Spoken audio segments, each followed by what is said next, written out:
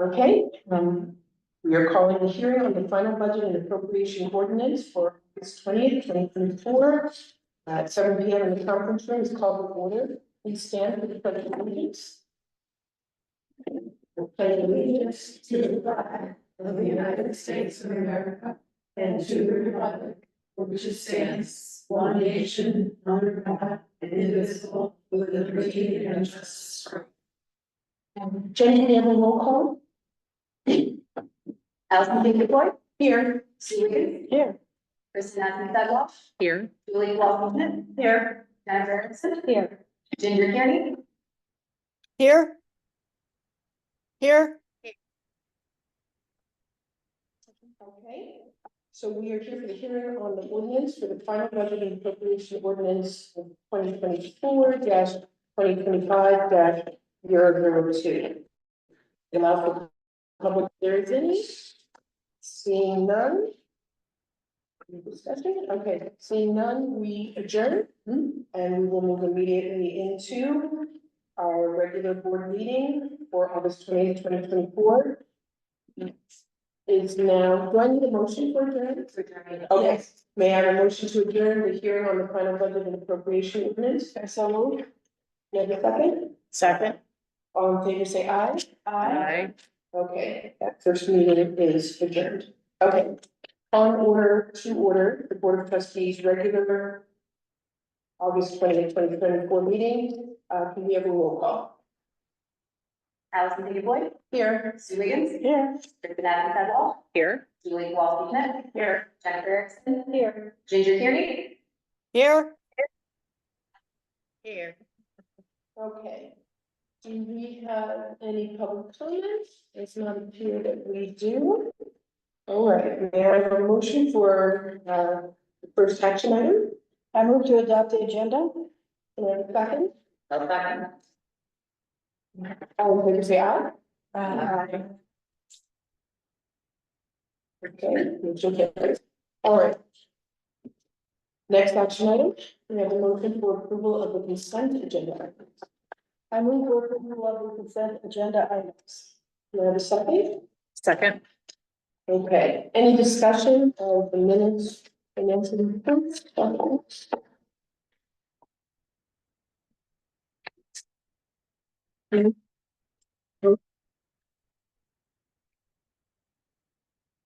So. So all in favor of approving the consent agenda items as posted, say aye. Aye. Any opposed? All right. Moving on to committee and foundation reports. Audit committee? Did not meet. We plan to meet in September. Okay. Director of Relations Committee? We met today and we made progress on the board trustee session. Big thanks to Kristen and Jim for working.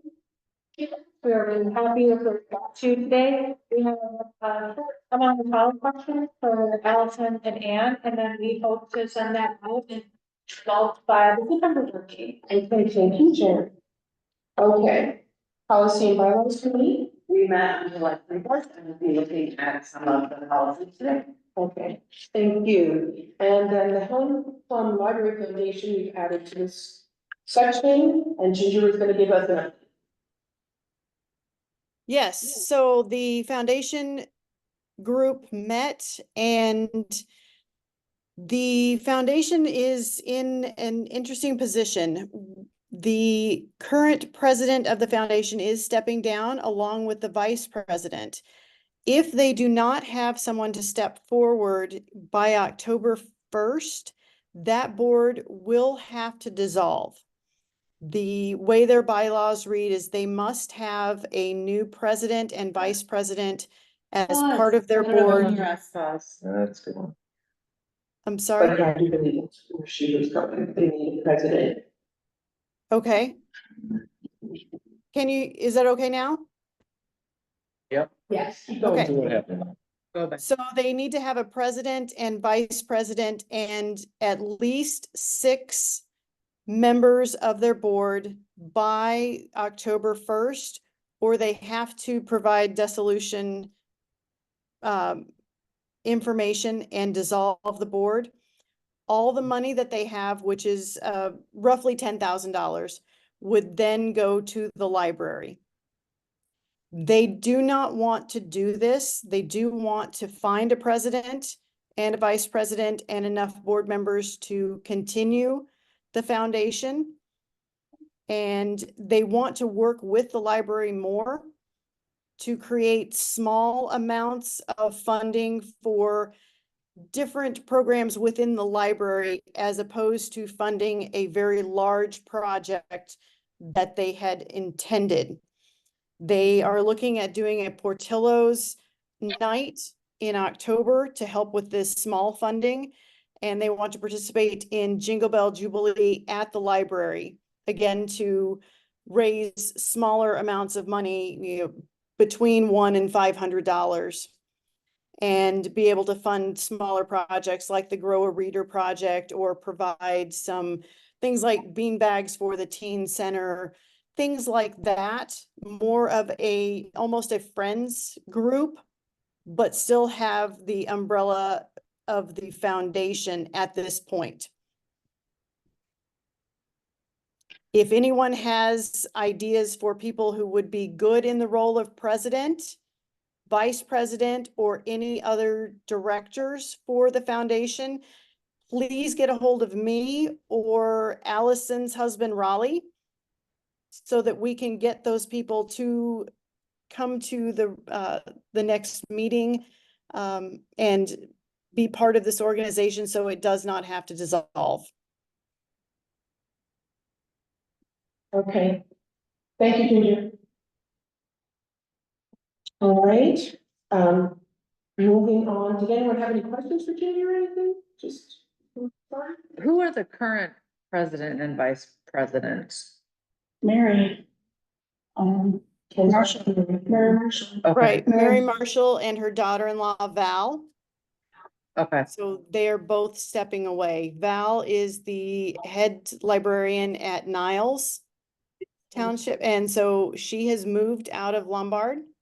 And Mary has been in charge of this foundation for about 10 years now, and she Okay. feels that she needs to move away.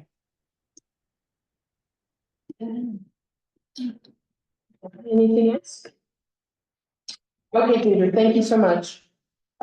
Moving on to unfinished business, it says, update from Ginger and Julie related to the library program. Yeah, Ginger's gonna chime in if she has anything to add, but this was the Zoom, we thought it'd be easier to hear. So after the June meeting, when we talked about approving the non-resident cards, we just had some follow-up questions about how the payment, because I don't know if you guys remember, I asked about payment over time, because like property taxes we pay twice a year, I mean, in theory, goes to escrow for most of us, but so we wanted to bring some more information, or find some more information. So we met with Representative Tara Costa Howard, Illinois, and Illinois Senator Laura Hellman, separately to discuss like how will we go about even updating that statute after Anne had provided us her information about that statute. Just very curious with how we could help more people be members of the library. So the original statute was written in the mid-70s and has not been updated, 1970s. Both legislators agreed that it was a good idea and would support, more access to the libraries. They thought that would be good for, Illinois citizens. And we were, put in contact with Derek Leda, who's a lobbyist for the Illinois Library Association. So he's gonna look into how to take this clause up with legislators, and in conjunction with other legislation the ILA is working towards. And then just so you guys know, some of the ideas that came from the discussion from both Representative and Senator was making the statute more open for library flexibility depending on the size. You know, bigger libraries might be able to do more of a payment plan. Smaller libraries, that might be too prohibitive. So really making it controlled by the local library would be benefit to, depending on the size of the library. Update the statute to allow for online electronic payments, because that's currently not allows the statute to take the check. which is kind of antiquated at this point. Review the formula for renters and maybe possibly change that. And then possible e-access only plans, how would this create, like how would this impact the tax paying residents? So we're looking into it a little more. And then we also want to make sure we're not doing anything to adversely affect libraries, whether municipal or district. Just a little update from some discussions, nothing obviously happening besides this conversation. How many inquiries have we had of people wanting to make payments that are non-residents? I don't think anybody, it's just maybe a little more equitable for, I think you can speak more to that, Anne, but we're. I think that that's something we've tracked, Yeah, and we could, because we do accept payments for non-resident cards, so if there is a comment, we could use our tracking software to include that. It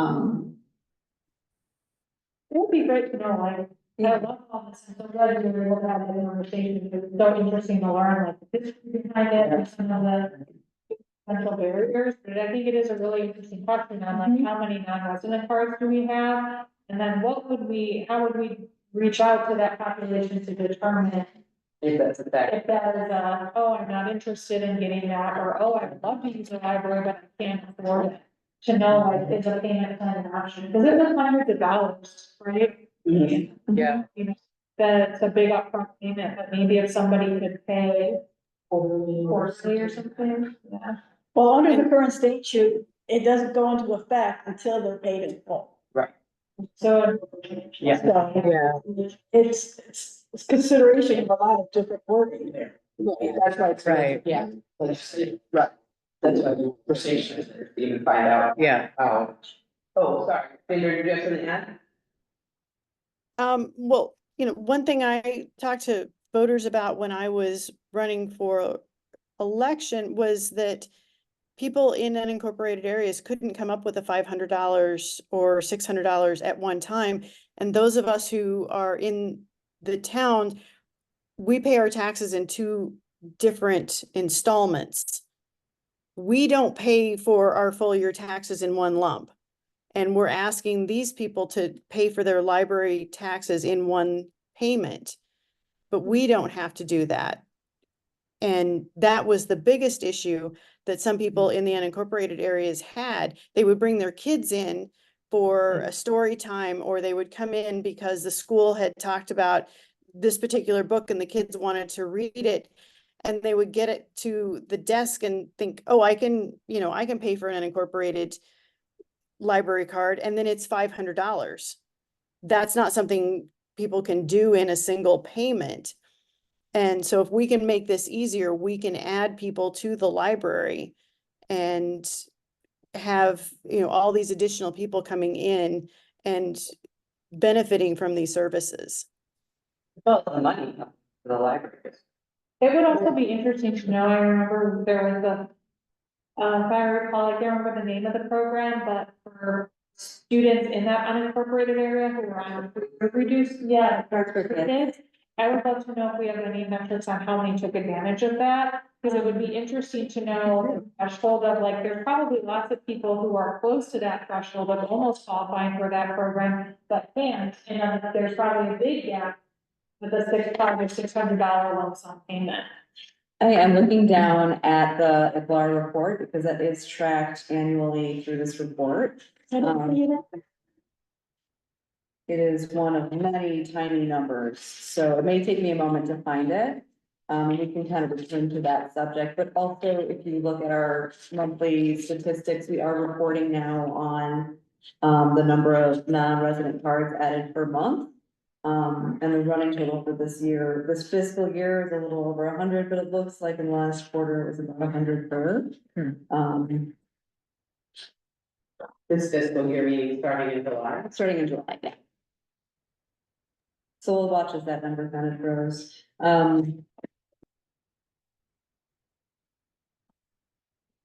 Yeah, and I've been watching those numbers for the unincorporated. We run, just over 100 typically, between 100, 110-ish as the months have gone on. So that's Yeah, and pretty impressive. But I think But- it's actually, that's the total, Right. not total per month. Now that I'm looking at our stats, so we have about 100 total non-resident cards at any given time. And it looks like we have 8 of the cards, Yes, on page, 15-1-16. yes, under registered users and. How did I include it?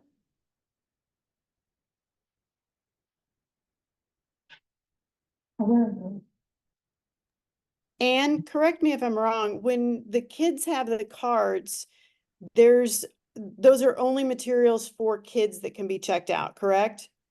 We don't make any differentiation. We don't make any differentiation. Anybody can check out anything. Okay. Yeah. Okay,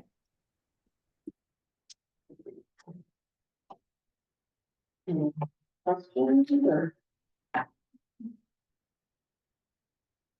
Thank you, Julie. Thank you, Ginger. Moving on to new business, we have several action items. One at a time. Okay, and I have a motion for the first action item. I move to adopt the final budget and appropriations ordinance 2024-2025-002. The second, thank you. This is a roll call vote. Allison Hinckley, Yeah. Sue Wiggin, Yes.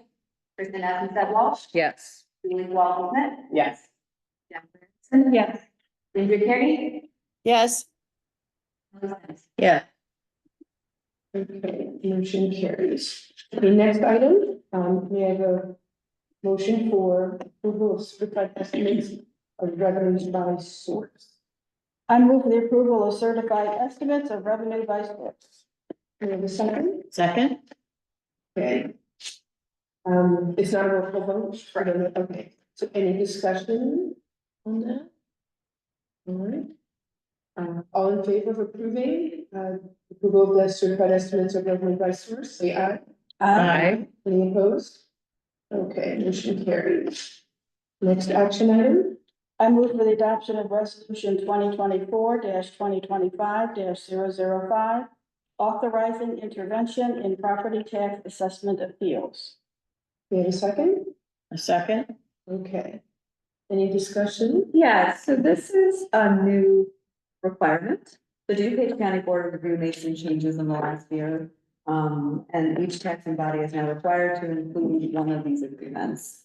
So Robin Schwartz sent us this to recognize for our organization so that we are compliant with this upcoming change. We could have another batch of tax appeals starting as soon as September, so they wanted to make sure that this hit our August meeting for approval. In the past, we had a letter of authorization. This is just a more binding agreement.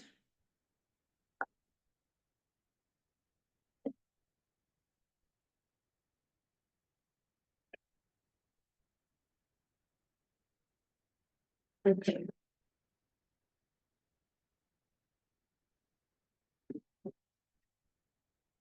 Okay, so and just so that I'm clear on this, yeah, this is a new requirement that we will, if somebody comes to us and says that they need to appeal something, we will have a hearing. We will get from the DuPage County Board of Review paperwork saying that this organization or this individual is appealing their taxing rates. And then we send that to Robin Schwartz as our PTAC interventionists. And they review collectively for our organization along with other taxing agencies so that they can review and assess as a single voice for the group. So that's the function of it. Right. And like I said, previously it was just required a letter and now it requires this, what are we calling it? The authorizing Right, intervention. we're authorizing for them to speak for us. Yeah. This is our portion of the tax. That we This should year, consider when we they talk to can this ask us person. on behalf to assess and appeal. Yeah, so they can continue to do the function that they've been doing for us for years. But now we have to have people. But now we have to have paperwork to make sure that it is a all above the tables. Okay, got it, okay. All in favor of passing, adoption of resolution 2024-2025-005, authorizing intervention in property tax assessment appeals, say aye. Aye. Any opposed? Okay, motion carries. May I have a motion for the next action item? I move for approval of the fiscal year 2023-2024 Public Library Annual Report, otherwise known as the. I second. Thank you. Okay, any discussion on that? I know it was fairly standard what we do every year. Yeah, I provided the summary in the printed director's report. It's something we do every year. It feeds into the state reporting that feeds into the federal reporting. So this is just giving kind of the story of what libraries do in numbers. Okay, any questions? Okay, all in favor of approval of the fiscal year 2023-2024 IFLA report, say aye. Aye. Any opposed? Okay, motion carried. Next action item? I move for approval of updated policies C-1 exhibits, C-2 petitions and surveys, P-5 insurance, P-6 retirement plans, P-9 personal time, P-10 sick time paid, P-16 professional development, travel and training, P-22 personnel records and updates, P-31 termination voluntary or involuntary, and the last one, P-12 security cameras, or U-12. Okay, we have a second. Okay, so any discussion of the policies that Anna provided a packet, only that everyone will have a chance to. And because it was such a large thing. It is a lot of content. I provided a summary, and I know it was, a lot to go through, so I did want to thank everyone for going through this massive packet in August. So let's start with that. If you would like, we can go policy by policy, starting with the exhibits, posters, and brochures. Our goal here was to, across most of these policies, is to reorganize for clarity. And anytime questions come up with staff or where there's misunderstanding with patrons, we want to make sure we're identifying improved language, so that things are more transparent and understandable. This one, it does expand expectations and it defines more permissions to make it easier for staff to quickly assess yes or no. We will have some work to do after the fact, including the request for exhibit form online, an exhibit waiver and release form, and exhibitor guidelines. We are really trying to make sure that we can open up our walls for large scale exhibits like the one upcoming in this fall with MAPS, the Morgan Arboretum Photographic Society. But how can we do that in a way that's accessible to more groups? We wanted to get the function established and then go for the how does this work going forward? So again, having some additional content available on the website to push that. Are there questions on this policy? I have a question. Anne, were you able to find out any information about whether part-time employees would be at any point in the future able to join into insurance? So that was related to the P5 insurance, and we can jump there. It is not an option through our insurance. Okay. Were there any questions on exhibits? I didn't see anything where there was a restriction on size.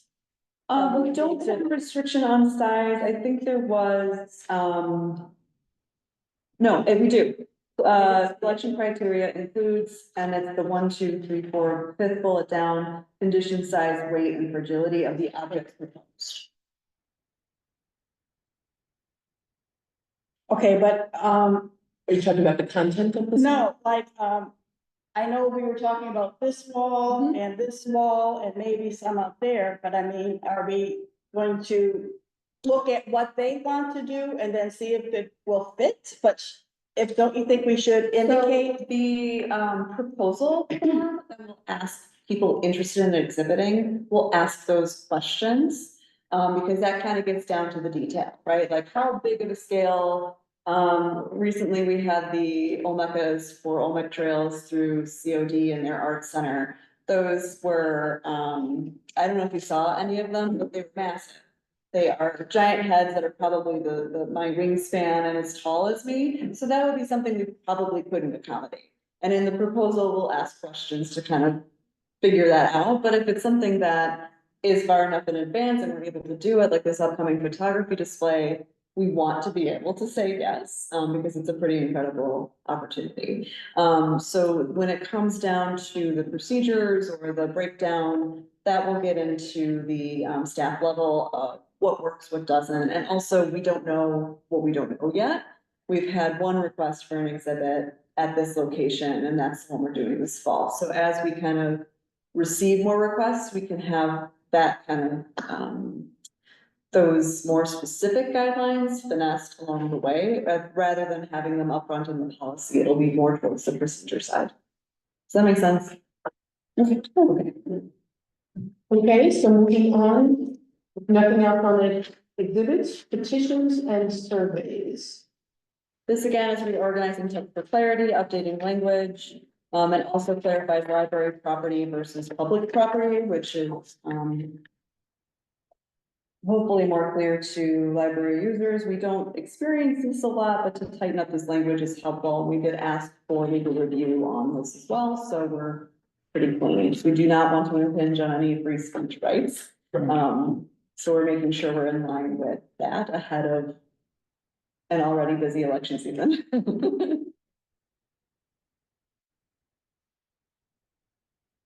I'm pausing for questions. I realize that it is. Right. It's fine. Anybody have anything for the petitions and surveys? Okay, Ginger had a question on insurance, which she asked. Anybody else have a question on insurance?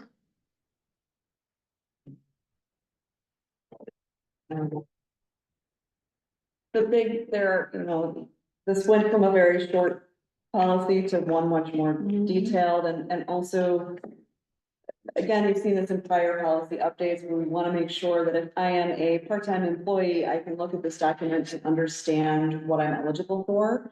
Very quickly at a glance. So that was part of the restructuring here, but the biggest change is adding dependent premium percentage paid by the library. We did look at other public organizations, including the village and the park, to see comparatively where we stood against other organizations. And the average for organizations in the public sector that provide insurance, some insurance coverage for families was actually at 72%. The average for all organizations listed that did or didn't was 61%. So we were woefully under supporting that. So we are opting to move forward with a 70% increase. We did anticipate this in our budget in case we were able to get to this point. So I'm not concerned about that for this fiscal year. Additionally, for staff participating in insurance, if more staff opt to have their family included in our insurance coverage, the opt-in period for that would be this fall with eligibility in January. So we'll have a nice period of time in which we can adjust for our next budget to make sure we're accounting for that change, because it is a big change. So where were we before? 0. So this isn't right then. This says So- 70 or no? This is the markup, so all the text in red is the changes. Oh, gotcha. Of course. Yes. Okay, we were at 0. Yes. I do know that benefits is a huge concern for prospective employees. It Of is, course. and for Yeah. employee retention. Yes. It is. Okay, moving on to retirement plans. This one's a little more simple. It's reorganizing text again, updating language to current titles, and adding references to employee classifications. But there were no major changes.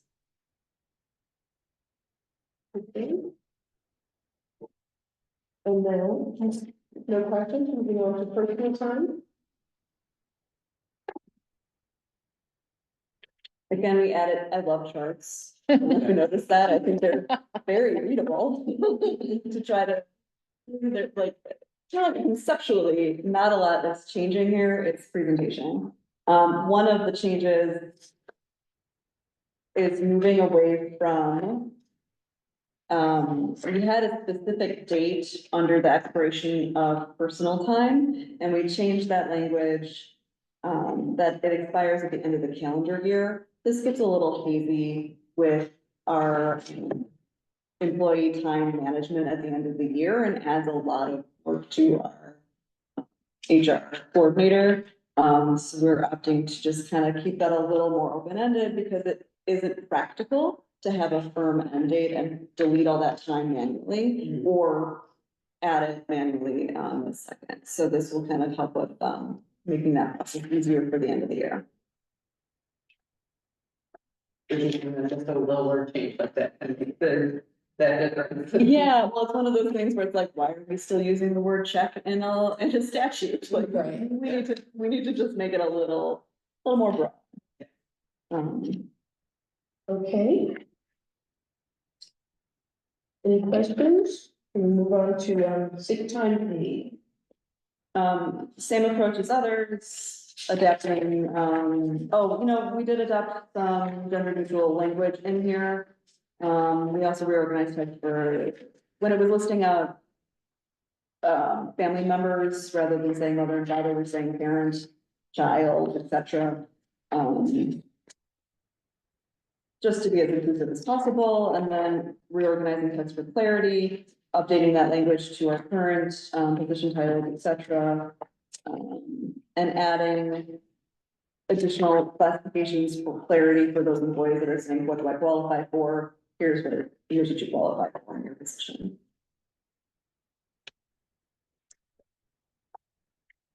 Well done. There's a lot of math in this one, which it's hard to. Right, but the percentages, right, based on number of If hours. they look at their accruals, they'll see that same number. It's very literal. And we need to. Yes, because since we went to 37.5 hours, it had to be. It got sticky, but we found that number, and here it is. Okay, C16 professional development, travel and training.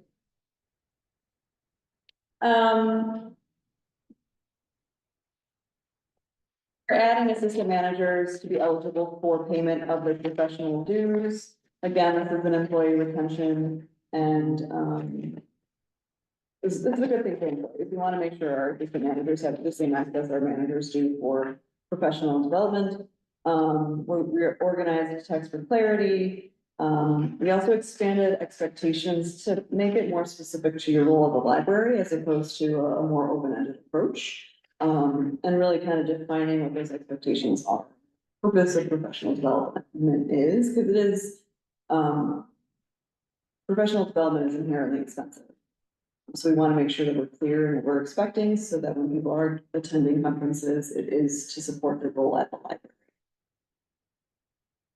Okay. All right.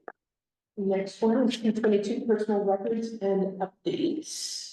Personnel records and updates. No major changes here. Again, reorganization, trying to make it cleaner for the average staff member to understand. And then, updating with titles and terminology. But it's been 10 years, so we really should. I was gonna say, how did that happen? It's like, I all these years. Well, Glad you thought it. It wasn't. it's functional, so it's not, it wasn't, there are things that you have to look at more frequently, and there are some where you kind of just, they're like, oh yeah, that's. So here it is. And also looking at P31, termination, voluntary or involuntary. Again, there's a brand new chart, you're welcome. Just kind of going through what the steps are, what a person can expect. Adding an exit interview, as we typically do those, and here's what we discuss. And looking at my notes to make sure I haven't left anything out. It also defines the payment for eligible PTO, because not all PTO is eligible to pay out its vacation. So we wanted to make sure that that was clear here as it's referenced in other policies.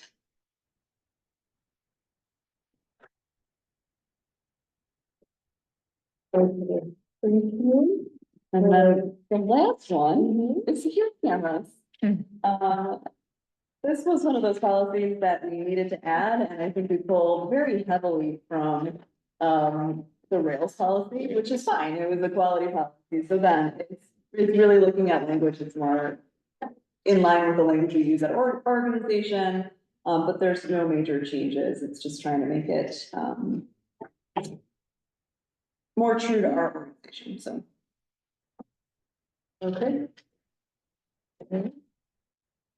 Thank you, Policy and Bylaws Committee, for going through all of that. Wow. I can't remember. This was, we had to keep rescheduling because things kept popping up. And I was like, well, I'm gonna keep.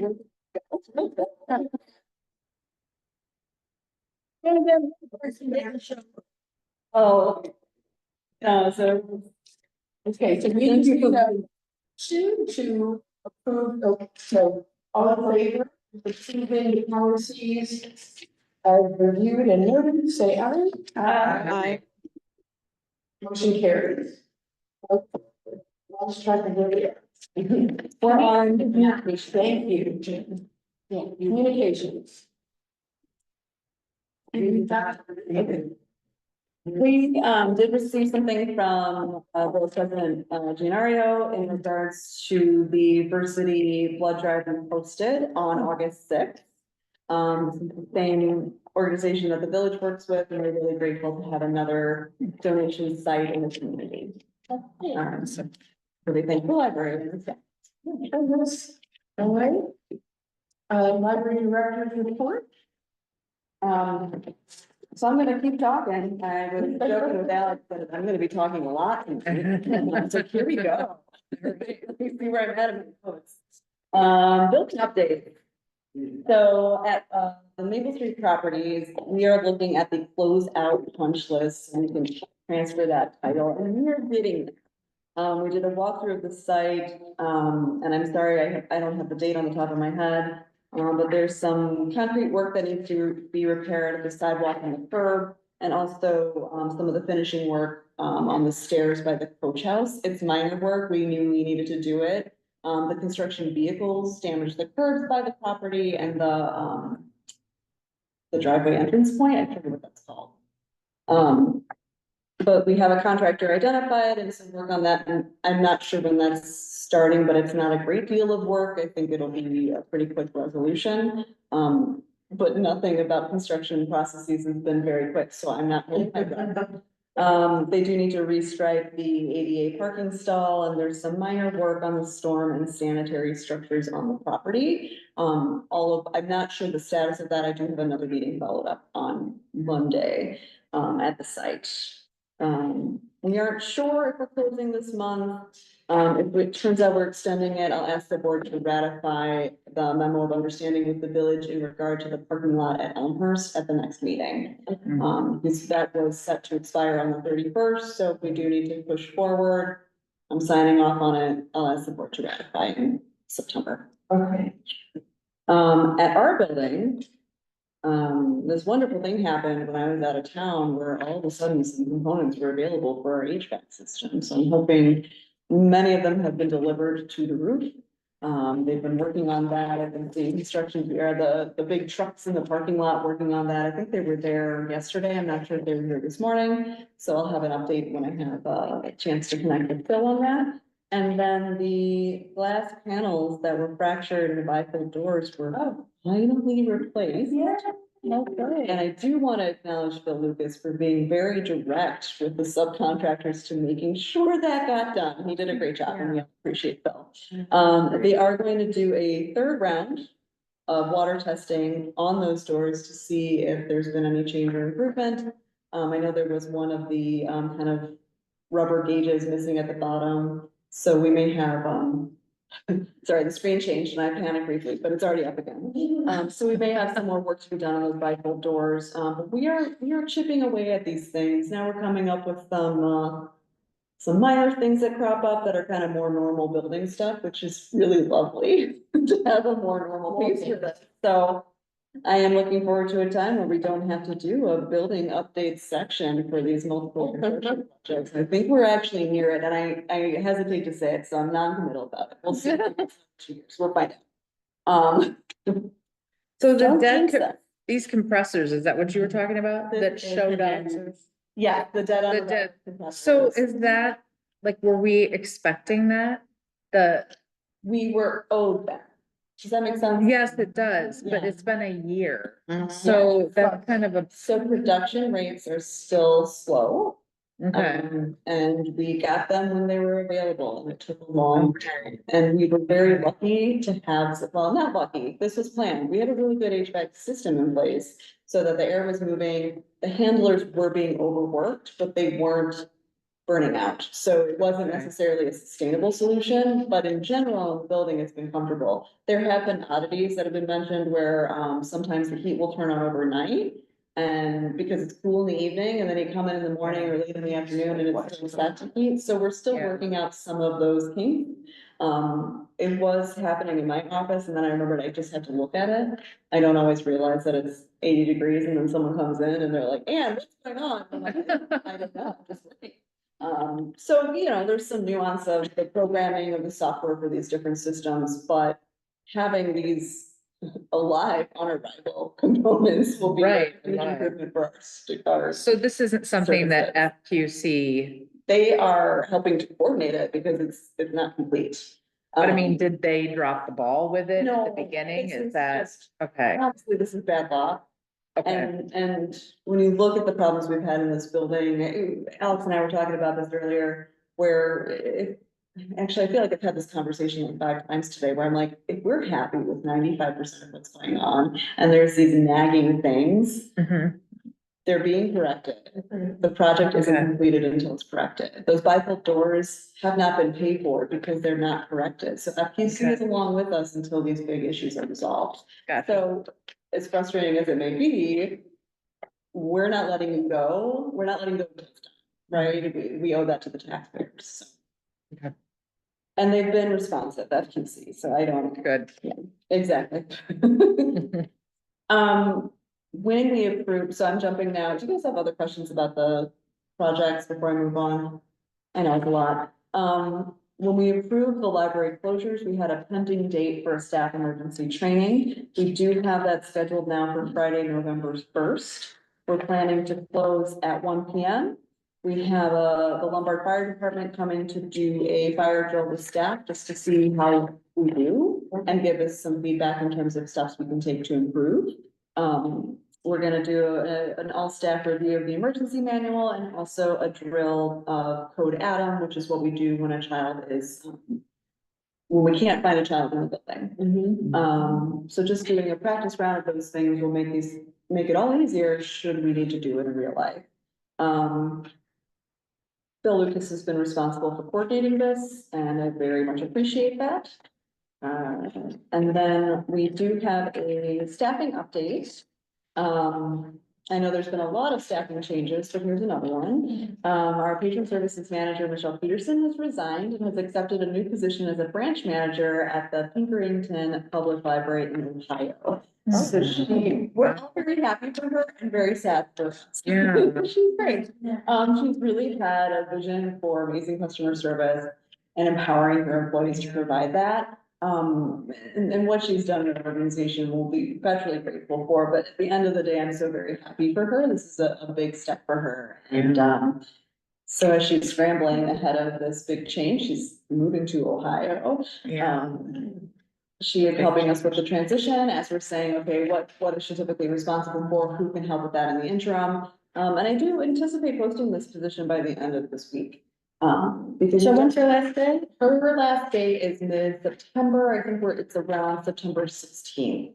Back in how many years? It's been over 6 years. Yeah, so it's, and it's funny, I think the last few years have gone by so quickly. Every time I hear how long someone's been here, I'm like, what? She's been here for 6 years? Yes. I know. It's been a lot. That seems like fast. It It does. seems like And where is it in Pickering? Pinkerton, Ohio, which is out, I think it's outside of Columbus. Yeah. Okay. We were gonna maybe move there when I was a kid. It's a charming name. Yeah, so we're really excited for her, and actually they're starting a building project for their branch as well.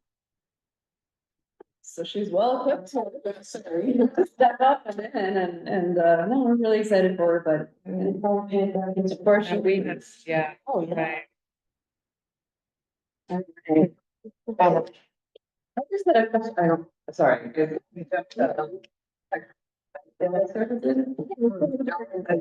The things from the newspaper digitization, update, how adapted or roll the microphone do we have? Because you said it's 107. We have 410 rolls, so this batch that we sent is about a third of it. So we're hoping to complete this over the next couple of years. Yeah. So quite a bit. And that's, yeah, hundreds of thousands of pages, so. And Alex will do that, he'll do like an overview of the website next month if it's ready to go, but we were kind of tinkering and it is a blast. And I'm not gonna have any spoilers, but just really you should look forward to the preview. So, I had two observations, it was so great with the summer reading, the 600,000 extra minutes. yeah, We're building July. I have heard a study from the University of Michigan that capital investments in a community learning improves reading scores within the districts for studying a certain number of years. And I was like, what is gonna improve reading scores with 600,000 more minutes reading and summer reading? Yeah. So, yeah, it was really great to see. And then the study rooms, I observed that you said that book from like 10 to 6, and that's been my experience. Along the way, like, pre-pandemic, we would not have been able to serve them. What, 500 and some community members, people we would have turned away without having Yeah. service. Yeah. That really shows that that's something that's important to the community, And it Yeah. was needed. oh, for sure. Yeah. all right. Anything else? Anyone? Oh, Well, then I move for this, to adjourn. second. All in favor, say aye. Aye. We are adjourned. It's done. About the coffee maker.